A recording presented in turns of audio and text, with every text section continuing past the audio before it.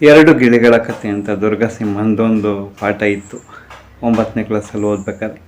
ಒಂದು ಗಿಳಿ ಸನ್ಯಾಸಿ ಹತ್ರ ಬೆಳೆದು ಸುಸಂಸ್ಕೃತ ಮಾತುಕತೆ ಕಲಿತು, ಇನ್ನೊಂದು ಕಟಕನ ಹತ್ರ ಬೆಳೆದು ಹೊಡಿ ಬಡಿ ಕಡಿ ಅನ್ನೋದು ಕಲಿತು ಅಂತ.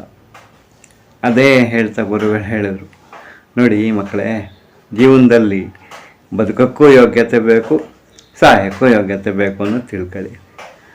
ಏನು ಗುರುಗಳೇ ಬದುಕಕ್ಕೆ ಯೋಗ್ಯತೆ ಅಂದರೆ ಏನಾದರೂ ಒಳ್ಳೆ ಕೆಲಸ ಮಾಡಿ 4 ಜನರ ಮನಸ್ಸಲ್ಲಿ ನಿಲ್ಲುವಂಥ ಒಂದು ಯೋಗ್ಯತೆ ಸಂಪಾದಿಸ್ಬೇಕು ಅಂತ, ಪರೋಪಕಾರಿಯಾಗಿ ಜೀವನ ಸಾರ್ಥಕ ಮಾಡ್ಕೋಬೇಕು ಅಂತ. ಇದು ಒಂದೇಳು. ಇನ್ನು ಸಾಯಕ್ಕೆ ಯೋಗ್ಯತೆ ಅಂತ ಹೇಳಿದ್ರೆ ಅದು ನಗು ಬರೋ ಅಂಥದ್ದು. ಈ ಕುಡ್ತ, ಸಿಗರೇಟು, ಜರ್ದ, ಆಮೇಲೆ ಕುದುರೆ ರೇಸು, ಸಕಲ ಸದ್ಗುಣಗಳನ್ನು ಕಲಿತು ಸಾಯಕ್ಕೂ ಯೋಗ್ಯತೆ ಸಂಪಾದಿಸ್ತಾರೆ ನೋಡಿ ಅವರು. ಇದು ಸಾಯಕ್ಕೆ ಯೋಗ್ಯತೆ ಅಂತ. ಹಾಗಾಗಿ ಬದುಕಕ್ಕೂ ಯೋಗ್ಯತೆ ಬೇಕು, ಸಾಯಕ್ಕೂ ಯೋಗ್ಯತೆ ಬೇಕು. ಆದರೆ ಬದುಕು ಯೋಗ್ಯತೆ ಅಂತ ಹೇಳಿದ್ರೆ ಏನಂದರೆ, ನಾವು ಬದುಕಿದ್ದಾಗಲೂ 4 ಜನರ ಮನಸ್ಸಲ್ಲಿ ಇರ್ತೀವಿ, ಸತ್ತೋದ್ಮೇಲೂ ಒಳ್ಳೆ ಕೆಲಸದಿಂದ 4 ಜನರ ಮನಸ್ಸಲ್ಲಿ ಇರ್ತೀವಿ. ಈ ಸಾಯಕ್ಕೆ ಯೋಗ್ಯತೆ ಸಂಪಾದಿಸುವಾಗ ಕಲ್ಯಾಣ ಗುಣಗಳೆಲ್ಲ ಇರ್ತಾವಲ್ಲ, ಹಾಗಾಗಿ ದೈಹಿಕವಾಗೂ ಸತ್ತೋಗ್ತೀವಿ, 4 ಜನರ ಮನಸ್ಸಲ್ಲಿ ಮಾನಸಿಕವಾಗೂ ಸತ್ತೋಗ್ತೀವಿ. ಹಾಗಾಗಿ ಬದುಕಕ್ಕೂ ಯೋಗ್ಯತೆ ಬೇಕು, ಸಾಯಕ್ಕೂ ಯೋಗ್ಯತೆ ಬೇಕು.